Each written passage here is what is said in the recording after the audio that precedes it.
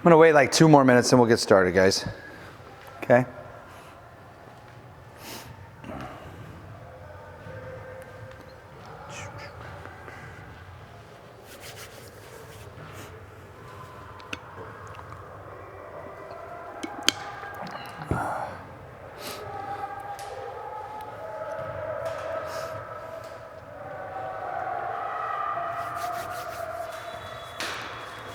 A little cold in here, right? Like, whew.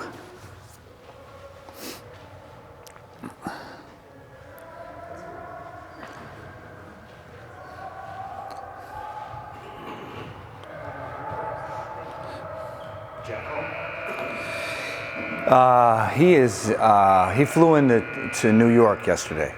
So I have one in fraternity brother lives in Brooklyn, and then my other daughter, she's at Cal Berkeley.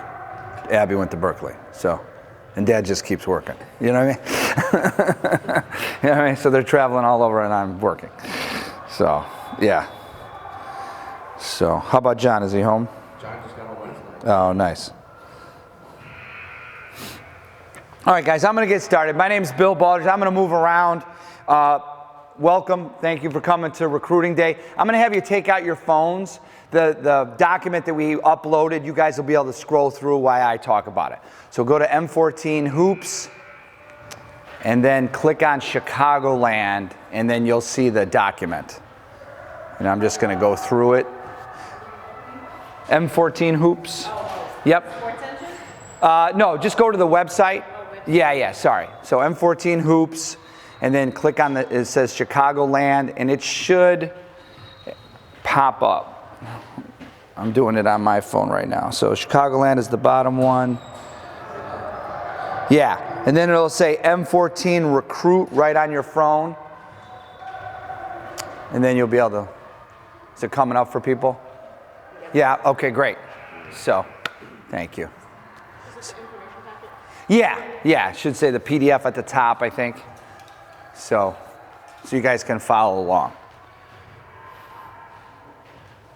All right, everybody there? Okay, good. All right, so like I said, my name is Bill Baldridge. Some of you know me very well. I'm the director of teams. A little bit about my background. I started coaching high school basketball in the early 90s, I think like 91 or something like that. I was very lucky through the 90s. I got to go downstate, worked for a coach named Jim Harrington, who's in the Hall of Fame. He's the only reason I know anything about basketball. Eventually, I do high school. I eventually start doing AAU. I eventually have my own club. And then me and the owner here, Matt Miller, we go way back. When he was a high school player, I was a high school coach. His high school coach is a good friend of mine. So there's been a long relationship. And so when I had my own club, he kept asking me to come on over. And then eventually, about a year and a half ago, almost 2 years now, I came over, sold my club, and came over, and it's been awesome.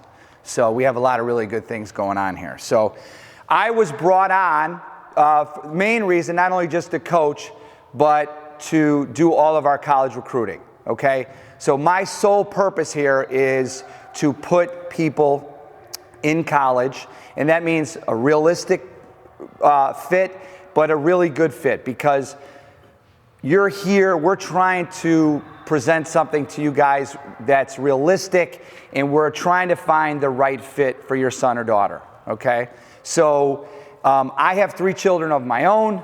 They all were athletes. I currently have a Division I athlete playing right now, and she's done everything. She's already been in the portal, which we'll talk a little bit about that. She's switched schools. She's gone from a Power 5 to a lesser Division I. She could have went from Power 5 to Power 5, but she likes it better where she is. So it's a better fit. Because in 4 years, I don't think we have any NBA or WNBA players here. So in 4 years, they got to go to work, right? So you want them to be very successful. And that's our really big deal for us, okay? So I want to go through the recruiting process, what that's going to look like. Every age is a little bit different. So some of the stuff will apply to you, some it won't, okay? And then we'll go for there. Please remind me at the end, I want to give you my cell phone number. So if there is any questions going forward at the end, you guys can always text me. It's probably better to text me than email because it'll pop up right on my phone. So then I will definitely try to get back to you within 24 hours. And those questions could, after we talk about what we're going to talk about, those questions could be small or big. And, you know, it's funny because now I've gone through it as a coach and I've gone through it as a parent. So, you know, you get both sides of it. And even though I've been doing this 30 years, you know, I think my kid's the best like everybody else. Sometimes I have unrealistic expectations, so I want to make sure that, you know, I do relate to what you guys are going through, okay? All right, so yeah, so my main job here is to put everybody in college and find the right fit. We're very good at that, okay? This graduating class 2023, I think signing night is Wednesday night, so it's a really cool event. We buy all the kids shoes. We introduce them to everybody. There's a huge crowd in the back, and I think we have about 35 kids. Last year we had 20-something. So in the last 2 years that I've been here, we've put 50-something kids into college to play college basketball, which is, you know, just awesome. And, you know, that's from Division III to Division I. You know, we have a girl going to Indiana. They're in the top 5 in the country this year. We have a ton of Division III kids, you know, and it's all about the right fit. So I want you guys to understand that. But that's my main goal here, is to put everybody in college in the right fit, okay? All right. Couple things. Twitter. I'm going to talk about Twitter. Twitter is very, very important. Some of you have your Twitter accounts, and they're really good. So I'm just going to go over. So if you know, if you've heard this before, just bear with me, okay? We on our main pages for our main pages for the girls right now is 17U. We put all of our 17U on our main page. We'll have another account for our 15s and 16s. Okay? The reason we do that is the college coaches prefer that we streamline everything at 17U. So what we'll have is, so if your daughter's 17U, all of her stuff, she has a good game, somebody gets a write-up, that'll be on our main page. If she is 16U, unless a third party writes her up, her stuff will be on a different Twitter page. Okay? So we're trying to streamline everything. I call the college coaches and I ask them, what would you like so you can access? We don't want to make it hard, is my point. You know, there's so many players. It's very competitive. So we're trying to streamline that as much as possible. Okay? Does that make sense? So that's why that page is that page. So when your daughter gets to 17U, then she'll be on that main page. And if, please, because I do the 17U boys and girls, and in the spring I'll only be doing the boys, but I'm sorry, the girls. If something happens or there's something, they make all conference, they do something, please let me know about it. I can't see everything, and we want to promote the girls. I don't want it to be a big secret, right? So sometimes I hear from parents, well, you know, she did something 3 weeks ago and nobody told me. Don't keep it a secret. Please let me know. Okay? All right. So let's talk Twitter real quick, okay? And it's on your PDF. It says Twitter requirements. And after that page, I've got 2 examples of what a Twitter page should look like, okay?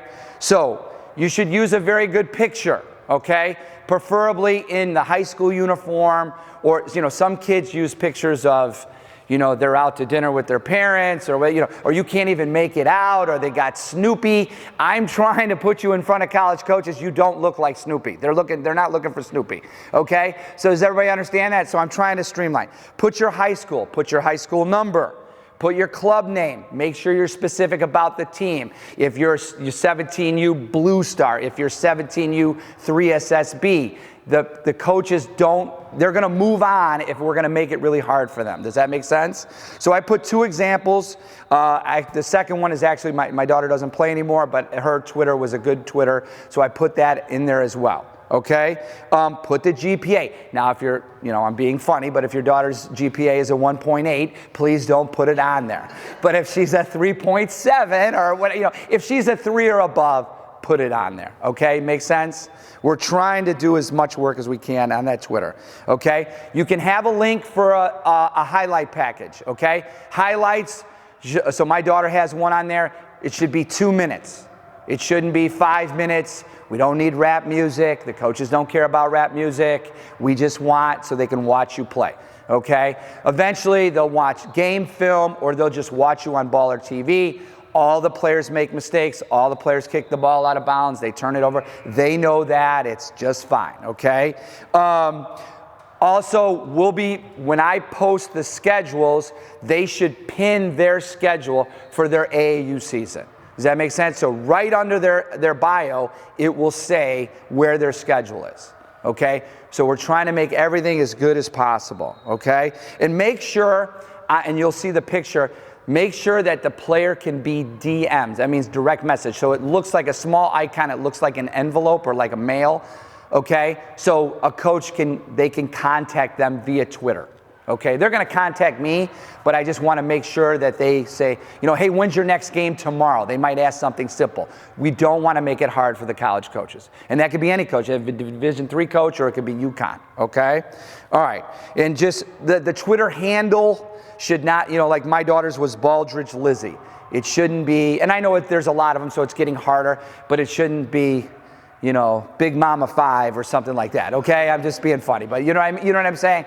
Okay? You know, I mean, the kids are crazy, you know what I mean? So, yes? If they play another sport, should we put that on there as well? You could. I mean, I think if they're basketball and they're trying to play college basketball, I would probably just put that, but I don't think it hurts. It shows that they're well-rounded, things like that. Okay, very good question. So yeah, so I have 2 examples of that, okay? All right. So let's talk about your athletes' options, okay? So I put on there Division I, Division II, and Division III, okay? So that's on the PDF. And I show you over the next couple pages, what do those schools look like? You know what the University of Illinois is. You may not know that Harvard is Division III. You know that the University of Iowa is a Big Ten school, and that's a big school. But then there's other ones that are smaller. You may not know what an NAIA is, so that is described in there. Okay, we're going to talk about what every level and how much money they offer and how many scholarships they have. Okay, just real quick, Division I has 13 scholarships. Division II has 10 scholarships. And then Division III, they don't have athletic scholarships, but they have academic money. And we'll talk about Division III because everyone's financial package is completely different. So there's no rhyme or reason from one Division III school to the other, okay? And then there's junior college, okay? So those are your options: Division I, II, or III, NAIA, or junior college. I show you some examples, and you know, like I said, you may not know. There's a lot more. There's local schools with Division III, and the numbers change. Like I have here 340 Division I schools. I think there's a little bit more. It changes every year because schools are applying to become Division I. Sometimes schools are applying to be Division II because they don't have the football money or whatever. So that number changes a little bit, okay? All right. NAIA school, most people don't know those schools, so that's Judson, Robert Morris, Olivet Nazarene, St. Xavier, and they offer about 8 scholarships. So what does that mean? If there's 13 or 14 kids on a team, they can offer you 50%, we can offer you 20%, we can offer you 50%, you know, and the way they get around that is they may give the girl that has a high academic, she's going to get some academic money, so we don't have to give her as much athletic money. Does that make sense? So it's real easy when you play Division I. It's 100% free. We're good to go. Everything else after that, it's partial stuff, okay? Even at Division II. All right, so I talked a little bit about this. It says, what's most important? Picking your school based on, and I have a bunch of stuff. When you get 17U throughout the season, I will either before, after, or during, I will have a sit down with the player and the parents. And most of the kids, I ask them questions like, have you thought about, do you want to play college basketball? Everybody has their hand up. Of course. Okay. So would you like to go to the West Coast? Would you like to stay in the Midwest? Do you want to stay in your mom's basement forever? Do you want to go here? You know what I mean? So they have no idea. So we start those conversations because they have to start thinking about it, right? Do I want a big school? Do I want a small school? You know, do they have my major? Most kids are not thinking about that. They're only thinking about, hey, I want to play college basketball. But that's a big, broad brush. Make sense? So you might, just say, hey, over, dinner one night, say, hey, have you thought about, if this school offered or this school offered, where would you like to go? So those are one of the first sub-questions that we're going to ask, okay? Because it truly is about the right fit. Your fit, I'll give you a prime example. My own daughter, she played college soccer at the University of Louisville. That is an ACC school, so she's playing Duke, she's playing North Carolina in girls soccer, which I don't know anything about girls soccer, thank God, so I just cheer, okay? But so it's by far the best soccer, for women's soccer, it's by far the best conference. It's not even like close, right? So she played there for a year. She played all the time. She started almost every game, and at the end of the year, she's like, I want out of here. So it just wasn't a good fit. So now she's at Western Michigan. She doesn't take private planes anymore, and she's very happy. Does that make sense? So you have to keep that in the back of your mind. If you feel like your daughter is at this level, it's really about the right fit. And I know a lot of the college coaches, you know, you need to think about what style of play. Does the team play fast? Does the team play low or slow? Do they play 9 players? Do they play 6 players? All those things we'll be talking about, okay? So it's not just about the highest level, okay? Because you don't want them calling you at Christmas saying, I want out of here, okay? All right, we'll be doing this. So I said, you know, we are very honest here. When I recruit players to come to the club, you know, my joke is your son or daughter is not going to Duke, and I'm not going to tell you that they go to Duke. That is very rare in club basketball right now. You know, there are a lot of people, I'm not going to name names, that are not as honest as they need to be. And we are very upfront. When I talk to a 15U player, nobody's watching you unless you're 7 feet tall. No one's watching your Twitter because you are 15. You should be worrying about getting better. So my point is, we're putting people in college, but we're not going to lie to you at any point, right? The college coaches dictate what level you are. You know what I mean? At the end of their senior year and no Division I school calls, well, then they feel like you're not Division I. And there's all kinds of reasons for that. You're not big enough. You're not strong. You know, basketball is a bigger game. You have to be strong. You have to be fast. Now, on the female side, it's a little bit less about that, okay? A little physicality is not as important, but it's still important.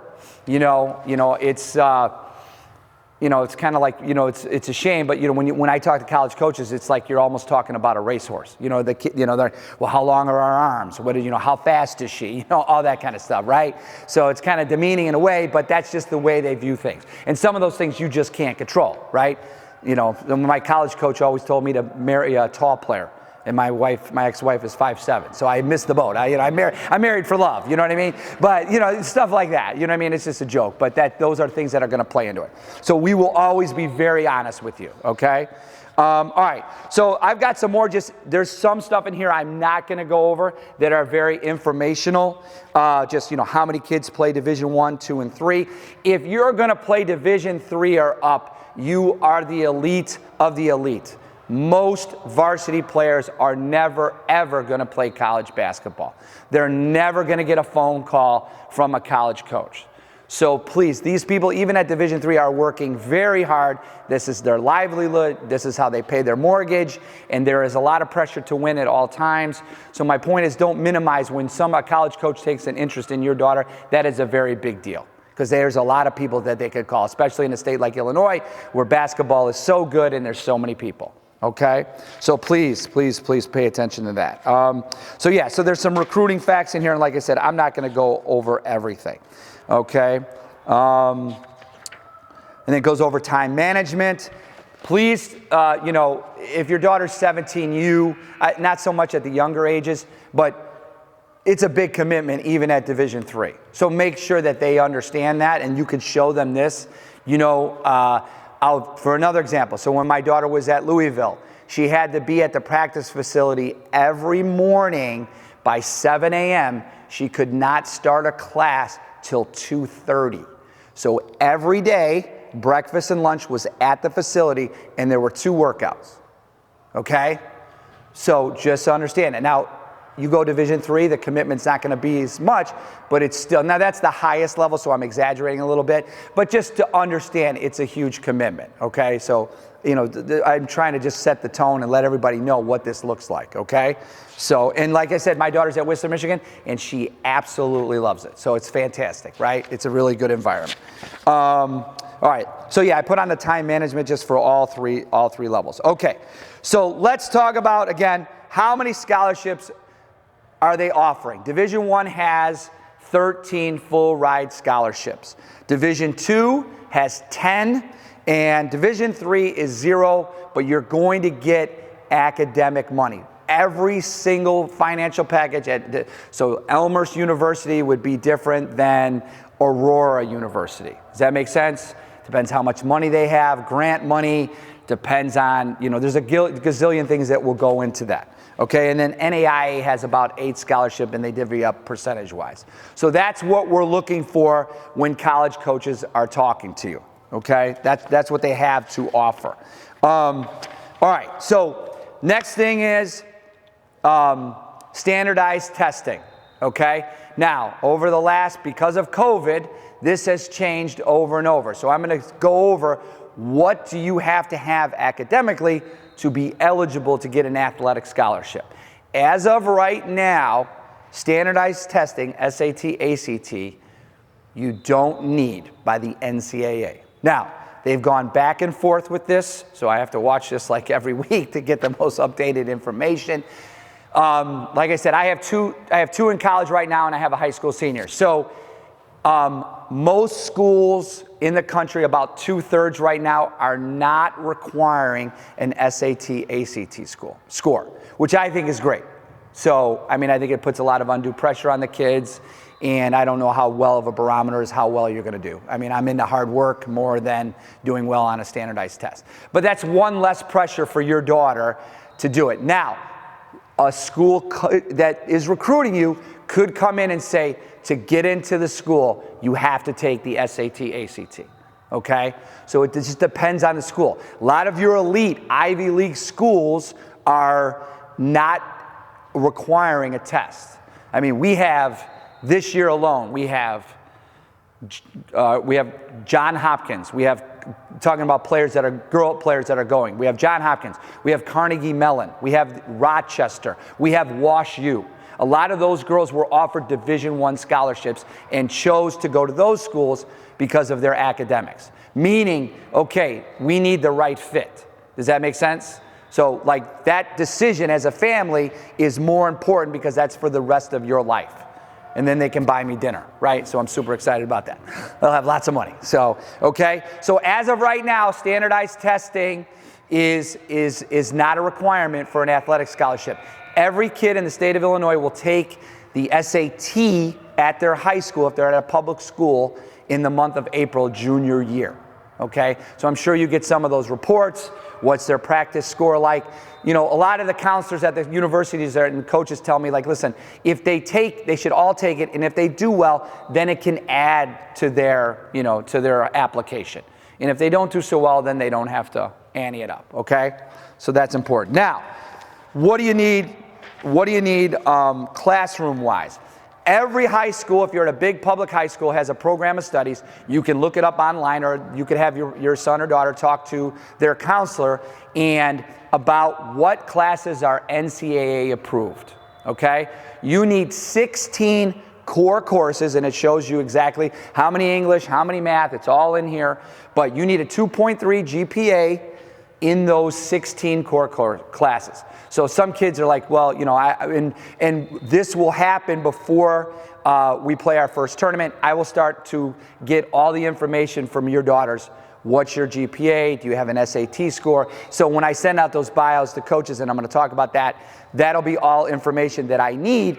Most kids are like, well, I have a 3.8. Okay, you took photography, you took PE, you took underwater basket weaving. The NCAA doesn't care about that. They care about the core courses. So it identifies those 16 core courses, okay? So make sure that, if you're at a big public school that's a good school, most of your classes are. If you take some, they become a senior, they need 4 years of English, and there's, whatever.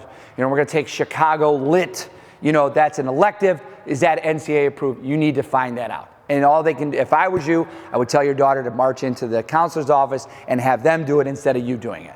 Because this is important. They should know, they should have some buy-in and some responsibility of what they're doing, okay?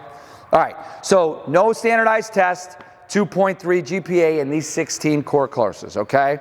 And it shows you. All right, Division II, the standards, it's like a 2.2. I don't even know why they changed it. Division I is like 2.3 and Division II is 2.2.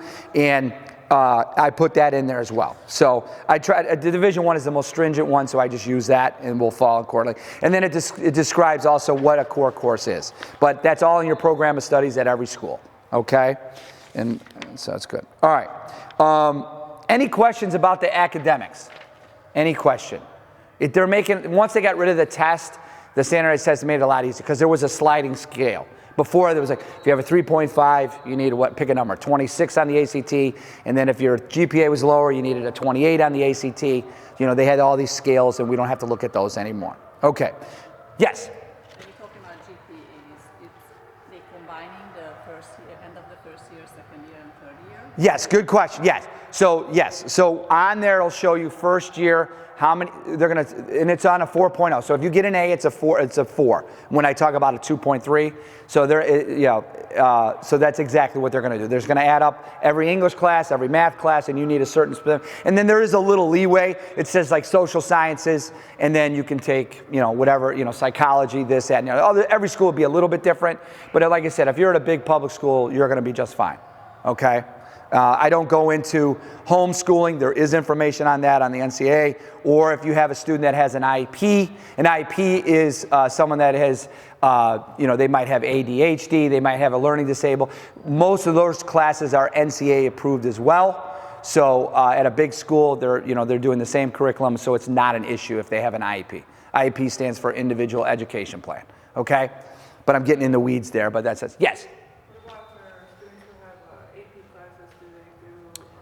As long as they're NCAA approved, usually that's more rigorous, and usually that would pass the test. But for the GPA, is a lot of times I don't think, I could be wrong, but I think they just use, they don't, like if you were getting a 5 for an A with the AP, I think they just use a 4.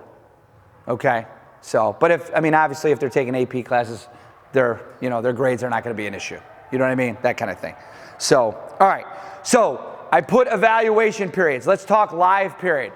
Live period means when can college coaches come sit on the sidelines of your daughter's games and watch, okay? Now this has changed a little bit this year for the girls, and I put all the times and dates, okay?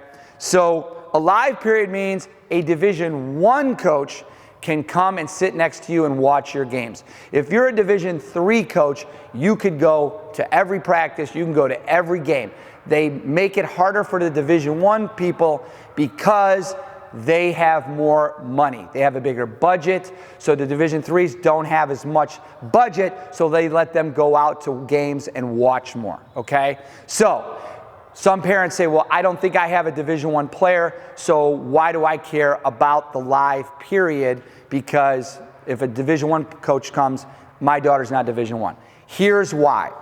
In the coaching carousel of every college coach at the Division I, II, and III level, if I'm a Division III coach, I go out during the live periods, not only to watch players, but I want to network. Everybody wants to move up the food chain in college coaching. Does that make sense?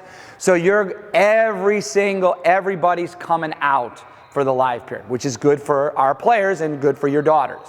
Okay, does that make sense? So everybody's coming out regardless if you think you have a Division I player or not, which is good because it just creates a lot of buzz and it's really good. All right, so this year for the first time, prior to this year, every live period was with your club team. Meaning, when you play for M14, we have these dates. This is when college coaches can come out. Now, this year, you're going to get one event with your high school. Okay? Now, good and bad. So, if you like your high school coach, you get to play a lot, you like the style of play, then all good. So, this has happened for the last few years on the boys' side. And in the events for the boys at high school have been phenomenal. They've been really good, but they've been run really well, great locations, easy access for the college coaches. Now, they have not said where they're going to be, and I have the dates. So if you look up women's live periods, and I put it all out there. So like the first one, April 21 through the 23rd, it says NCAA certified events only. The third one says June 15th, and it says scholastic events. Scholastic means your high school. So in the month of June, depending on what your daughter's high school coach chooses to do, you may play in an event where college coaches can go. That is completely up to the high school coach, right? So they may say, hey, I have a bunch of college players, I want to play in it. They may say, I don't have any college players, I'm not going to play in it. They could say, I'm going camping that week, I don't want to be bothered. Just, we have no idea. And I'm not bad-mouthing high school coaches. I was a high school coach for a long time, but you just don't know the expectation, right? So, but a lot of the local boys' high schools in the month of June, they have the last 2 weekends in June it's been very good for them. And we were worried as a club, what will that look like? But they've been good events. So it just adds to the value, and we go from there. So so it's a good balance. But like, I like my high school coach that's going well. And if you didn't like it as much, you still have M-14. You still have what we're trying to promote well. So you get the best of both worlds. So I don't want to put it down. It's just it's a different deal. Okay, so those evaluation periods. So we have 1 in April, 1 in May, June is with your high school, and then we have 2 in July. Okay, and that's typically, it's 4 or 5. Every year they change it a little bit. I don't know why they change it. I don't know why they just can't have the same every year, but that's what we do. So, and depending on what team you play at 16 or 17, you'll all be in those live events. If you're on a national or Blue Star or 3SSB, you'll be in one of those live events, okay? We're very calculated when we do our schedules about where's the biggest bang for our buck. So we just don't sign up for an event during a live period. We're trying to figure out how many coaches are gonna be there, what tournaments have a good track record of a lot of college coaches going there. We're trying to do the best that we can do. And usually, it's worked out very, very well, okay? All right, I put even more information if you want to, spend your Friday or Saturday night.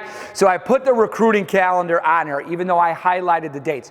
And then it's labeled with all kinds of stuff. Quiet period, dead period, all this stuff.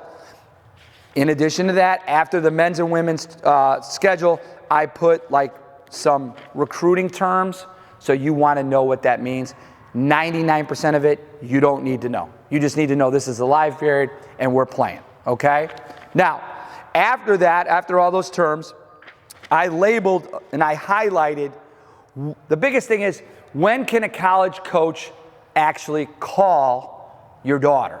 Just call them directly, okay? Before that, I have college coaches, before they're a certain age, I have college coaches contacting me saying, hey, can so-and-so call me tomorrow at 5 p.m.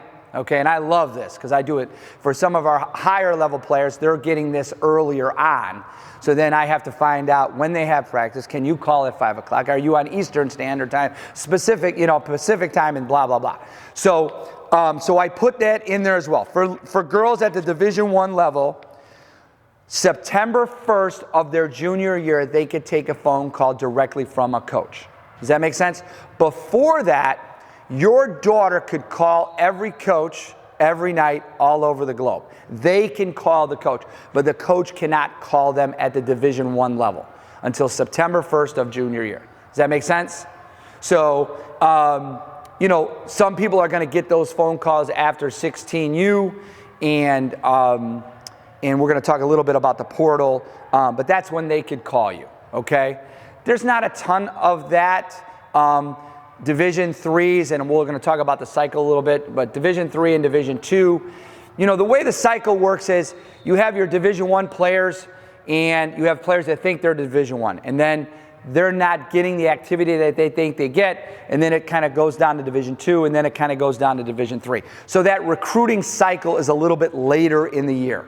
Does that kind of make sense?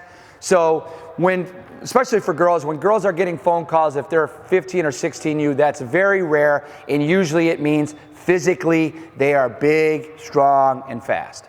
If you have like my daughter was a 5'9" point guard, so she's not a freak physically, she's not 6'2", so usually they get out in front of that. So my point is, don't worry if your daughter has not received a phone call, okay? It's not a big deal, okay?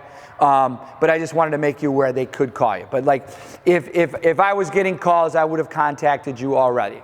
One of our players is a Power 5 player on the girls' side right now, and it's a full-time job just managing who wants to speak to her on a weekly basis.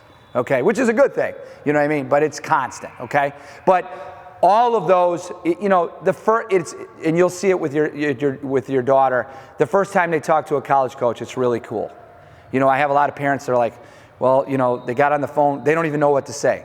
The coaches know that. They're talking to 16 and 17-year-olds every night. They understand. What's your favorite class? How's school going? Are you playing soccer this year? You know, there's this conversation. But it's really good for your daughters. They learn how to talk to a stranger. They learn how to talk to an adult, how to carry themselves. So there's great value in that besides the basketball, if that makes sense.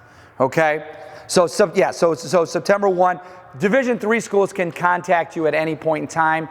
They don't have to wait till September 1st junior year, but they're really not going to do that, okay? Their recruiting cycle is more senior year, okay? All right, so that's that. Okay, all right. I also, one of the last pages, I put high school timeline. And there is a website called Eligibility Center, and it's all in here, okay? All of you should be registered, especially at 16, 17 U. Your daughter should have a profile on Eligibility Center. Now they've changed the name again. It used to be Clearinghouse, so I have to keep up with this. But your daughter should have an account on Eligibility Center. When you sign a scholarship and there's amateurism, they ask the girls all these questions, and it's really detailed and monotonous, and 90% of it doesn't apply to anyone, but it's the NCAA, so we have to do it all. So you can go on that website, doesn't cost you anything, and you should have a profile for your daughter. The college coaches are going to go there. Eventually, your high school counselors are going to upload their transcripts onto that website so colleges can access their transcripts.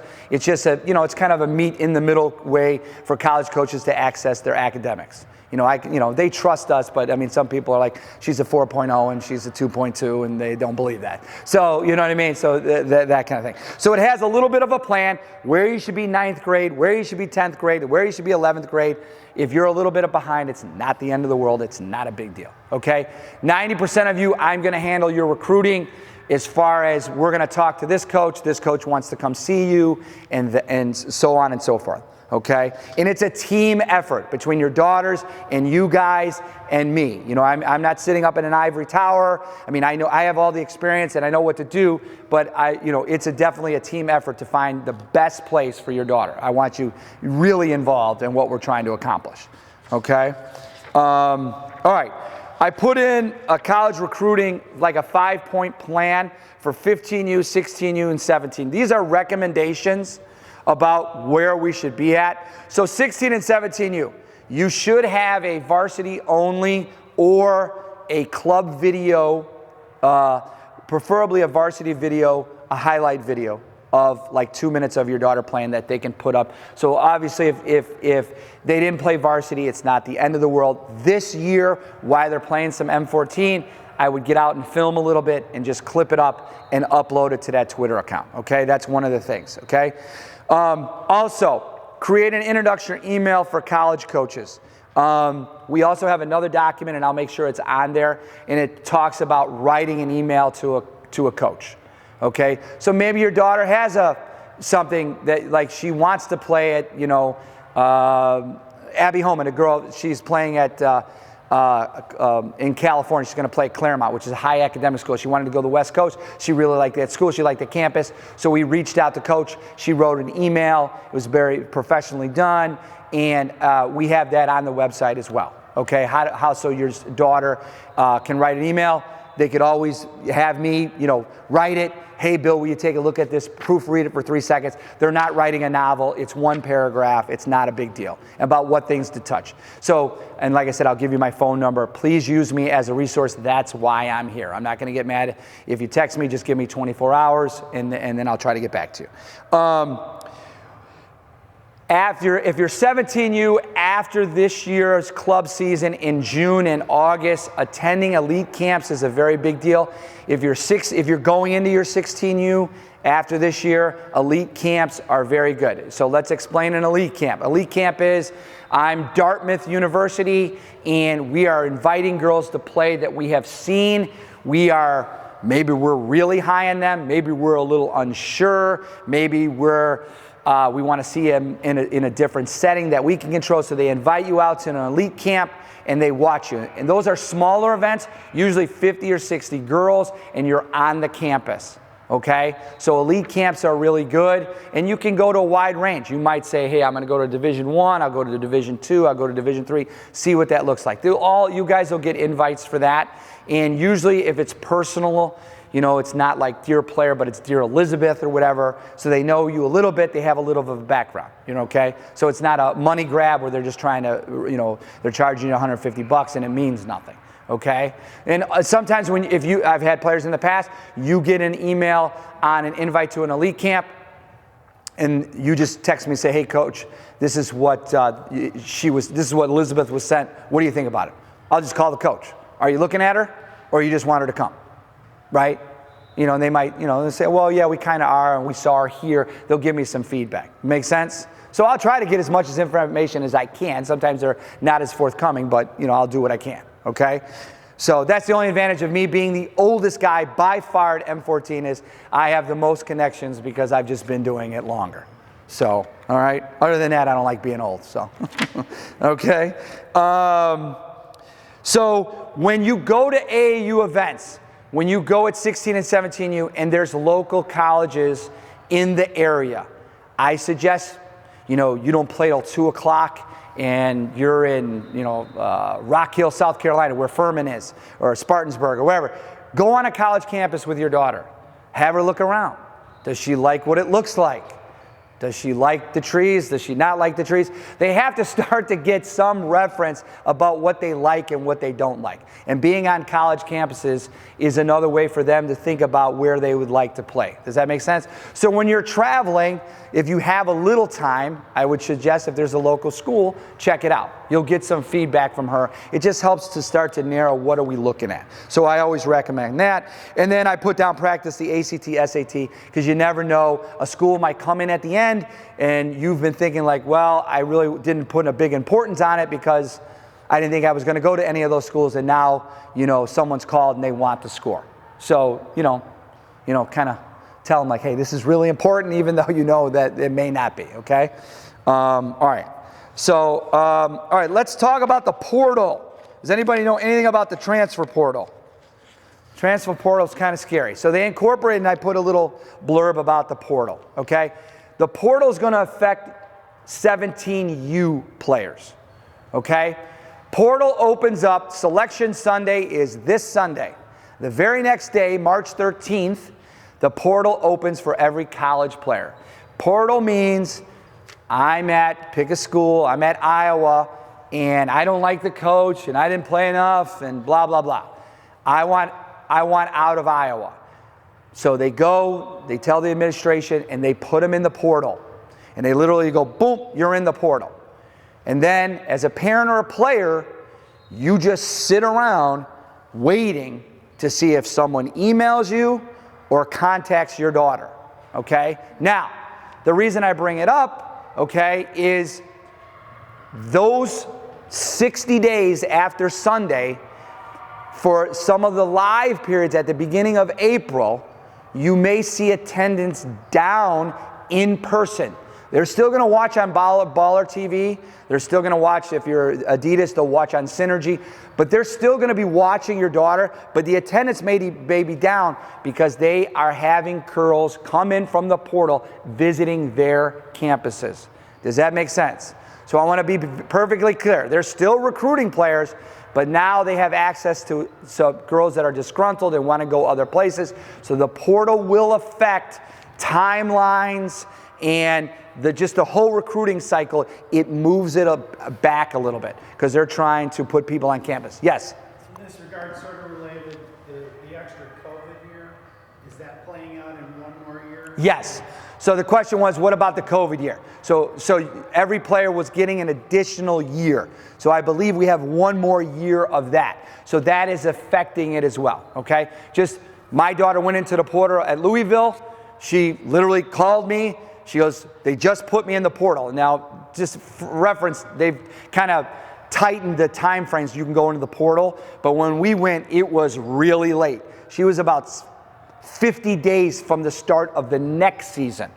So it was really bad. Like if you put in now in the portal, basketball's not going to start till October of the fall. So we went in really late. But literally what happens is you go into the portal and you're just waiting. First hour, I text her, anybody contact you? Nope. Second hour, anybody contact you? Nope. I'm like, okay, maybe this was a really bad idea.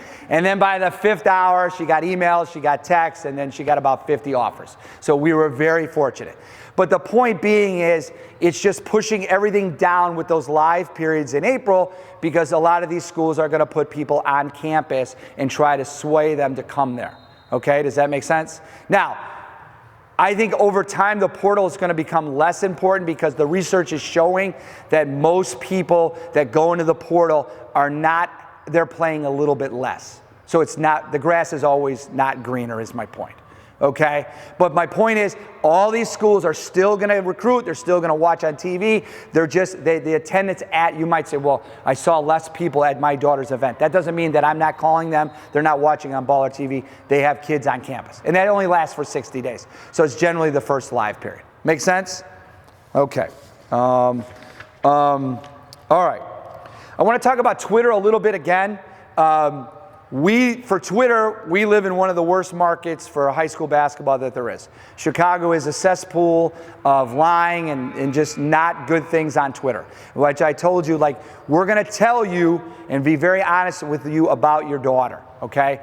But the way Twitter works and way some of the clubs work, they are trying to manipulate things for recruiting and other things. We are simply not going to do that, because parents that maybe are not as informed as we would like will look at the Twitter, but it really doesn't go over well with the college coaches.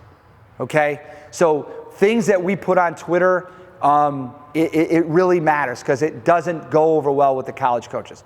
So I just want everyone to understand that, because you're going to see your daughter play against somebody and you think she's not as good, and they get an offer. You have no idea if that is a legitimate offer or not. Does that make sense?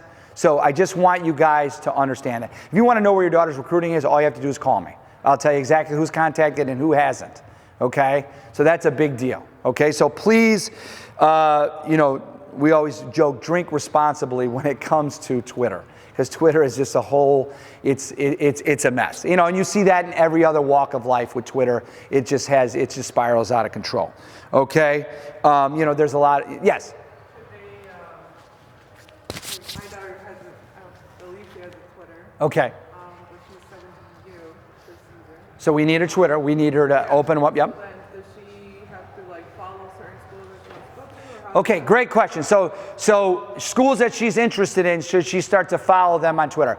I would definitely do that. Schools that she's looking to, yes, I would follow them. Okay, I would definitely follow them. Okay,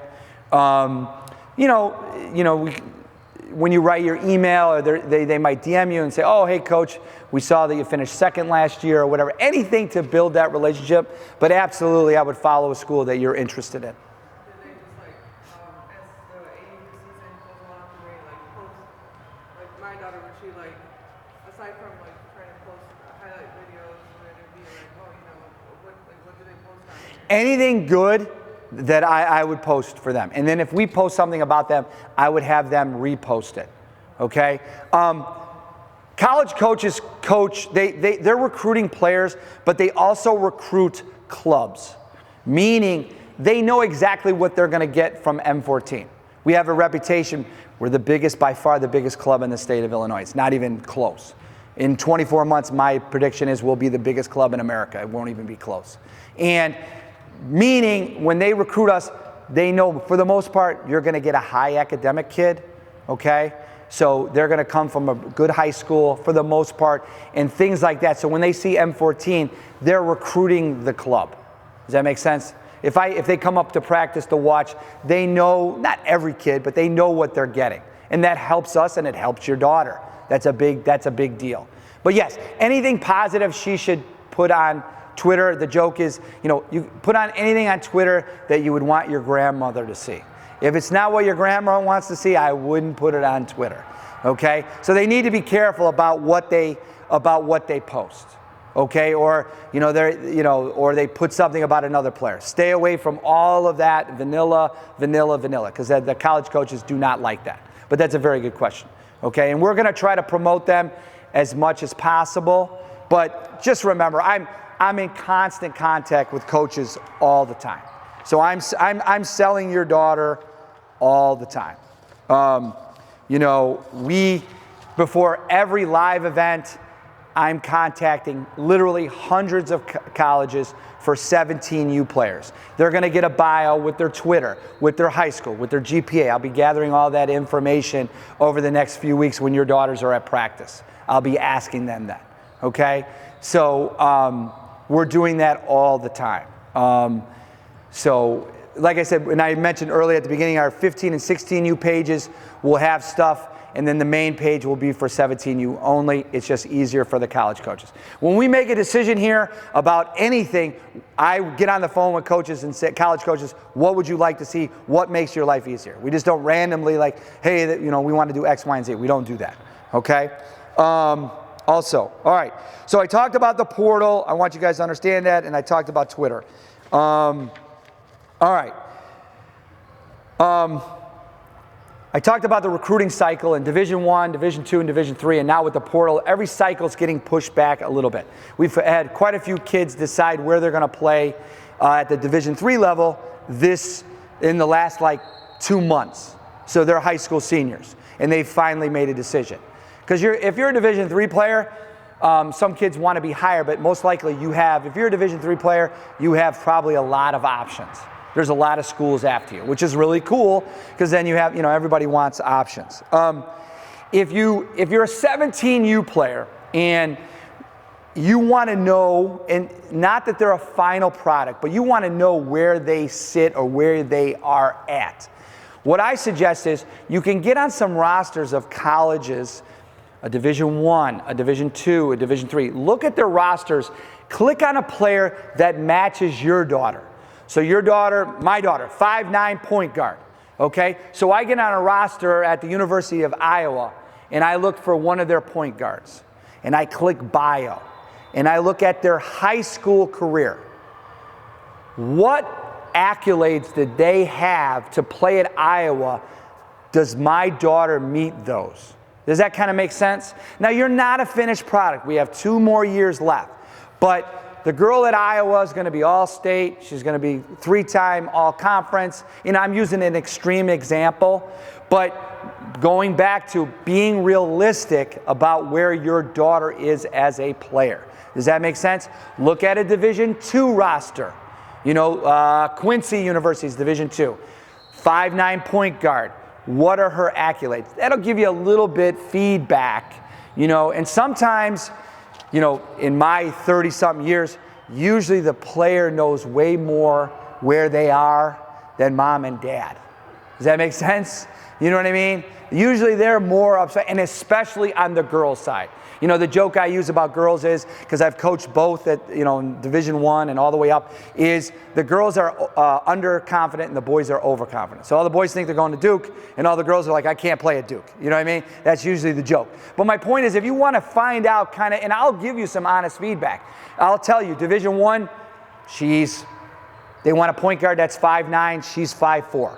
So she's not, you stuff that you can't control, and that breaks your heart. I'm a father, I want my kids to get what they want, but it's all going to work out. Like I told you, my daughter went from a Power 5 to a lesser. She couldn't be happier. So it's about the right fit, okay? So please, there's a lot of great experiences for your daughter to play college athletics. What I see with my own daughter, you get on campus, you have an instant group of friends. You see other kids struggle, they try to get on campus and they don't know if they want to join a sorority and do all these other things. You have an instant team. There's so many positive things. You get to meet people that you wouldn't normally meet because you're part of the athletic program at a university. So there's all these other great things, okay? We just have to find the right fit, okay? So you're undecided about where you think your daughter is. You can always go on a website, look at a roster, and say, hey, You know what I mean? And like I said, I don't want to be Debbie Downer. I'm just trying to be as upfront and honest as possible. But being that way, you're still going to find that we have great opportunities. Okay? Any questions? There's got to be a question. Come on. Come on. Yes?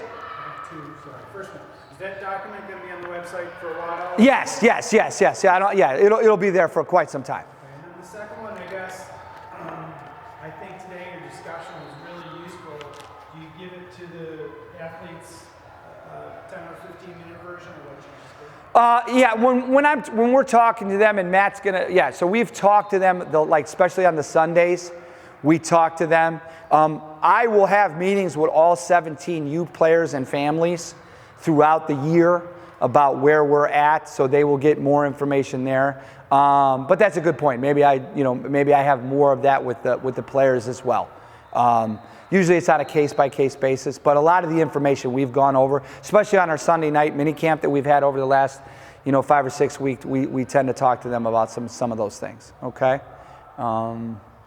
Anything else? Yes. How many U17 do you have right now? You put me on the spot. Who want to be recruited? I'm sorry? Who wants to be recruited? So we have our 3 SSB Adidas team, we have Blue Star, and I think we have one national team, but don't quote me. We have over 60 teams for the spring. So I'm trying to, we have a lot. So, yes. How many teams or how many players at 17U do we want there? But I'll give you another. So, for example, 2023 class, we had our 3 SSB team, we had our Blue Star team, we had our National 1 team. So those 3 teams.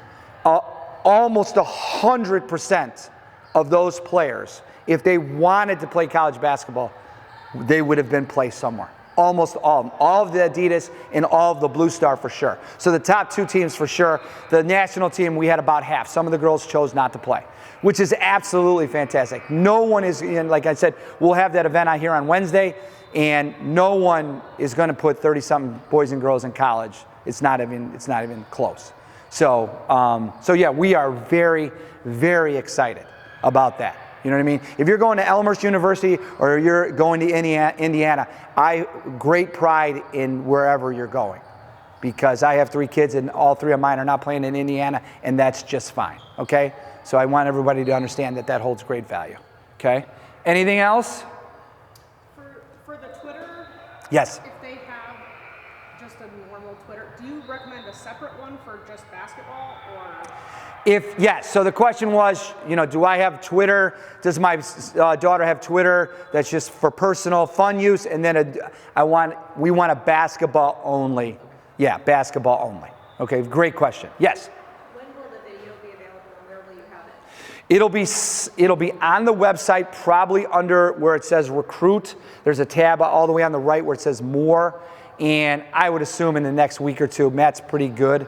I'm not the tech guy at all, but we'll have it up fairly quickly. Yeah, so some of the parents, this week, when I sent out the email, they said, hey, I can't make it, will you be filming? And we're going to film them all, okay? So, because we're doing girls right now, and I'm doing this all day. So everybody's is about the same, unless you're 17U. It matters a little bit more, obviously, because it's your last year. But we will be having meetings. Oh, let me give you my phone number if you don't have it. You can just put Coach Bill M-XIV, and then I'll give you my cell.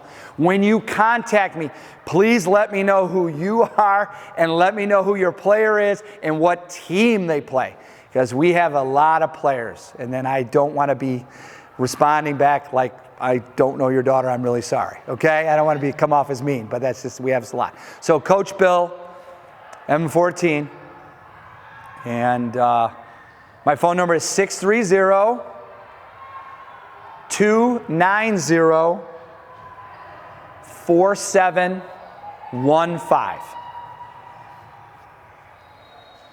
Okay? But if you're a 17U player, I'll be talking to your daughters a lot. And like I said, over the next couple of weeks, I'll be creating a bio, and I send that out to everybody. We would prefer, as far as video, like during the season, like especially for 16 or 17U, if you can get out and film your daughters, there's Baller TV, but if you do it on an iPad, we don't film everybody. So we would like to use a little bit about that video. So please, first couple games or whatever. And what's going to happen, the video-wise, they're going to ask for highlights, and then they might want to ask a whole game. And we'll try to pick out a good game for the college coaches to watch, but it'll be realistic. Okay, we don't just send them all the dunks, okay, because they know that, you know what I mean? So I think sometimes parents and the players, like, we can only send them good stuff. They're watching basketball all the time. There's plenty of bad basketball. Your daughters make mistakes. I made mistakes as a player. I made plenty of them. So it'll be realistic, okay? Anything else? Come on, guys, give me something. Nothing? Okay, well, I appreciate you coming in for the first one at 9 a.m. I really do. All right? Please use me as a resource. Anything, let me know. Okay? All right, thanks for coming. You got it. All right. Yes. Your daughter. Yes. Like you said she started out somewhere else and she changed. So Yes. when you said you find a good fit, how that went and why it went? So that's a very good question. So we contacted her club coach. So if your daughter was going in the portal, they would contact me and say, hey, coach, I'm thinking about this school. Do you know a coach there? So we would just get some feedback. So her old club coach knew the coach very well at Western Michigan. My daughter had a little bit of a relationship there, and so we did that. Mm-hmm. So, and it worked out. It's worked out really well. So. And what went wrong with the first choice? She didn't jive with all the players, and I think to be honest, I think she started to not trust the coach as much, even though she played all the time as a freshman. So most people say, when you transfer after freshman year, most people assume like she didn't play. She played all the time. She started almost every game. Yeah, but it's important that she feels good at school. And like I said, she was on private planes for most of her, and now she's not. She's on a bus, even though it's D1. But she's much more happier. So I know about the fit. I know about the phone calls and the crying and, hey, I'm not happy even though you're playing. So that's more important. So I'm a big proponent of that. Doesn't mean you have to go to the highest level. It's totally irrelevant. After 4 years, you want your daughter to look in your face and say, I had an amazing experience. That's all that matters. Yeah, that's why when he's talking about the good fit, like how you know up front. Yeah. So you start asking